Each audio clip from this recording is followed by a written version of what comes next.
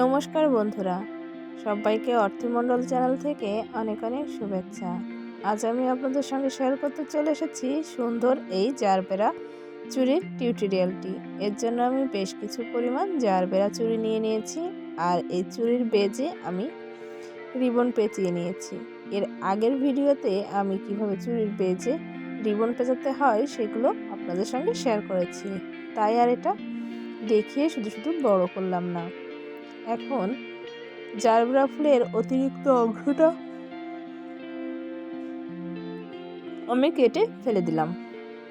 চুড়ির গায়ে বেশ কিছু পরিমাণ আঠা দিয়ে একটা ফুল বসিয়ে নিচ্ছি। আমি ঠিক দুই পাশে দুইটা হলুদ ফুল বসাবো এবং তার মাঝে যে জায়গাটা থাকবে সেখানে দুটো সাদা ফুল আমি বসিয়ে দেব। আপনারা আপনাদের পছন্দ মতো কালার নিয়ে ফুলগুলো বসিয়ে চুড়িটা তৈরি করে নিতে পারেন। আর এই পুরো সেটটা আপনারা চাইলে আমার কাছ থেকে অর্ডার করে নিতে পারেন।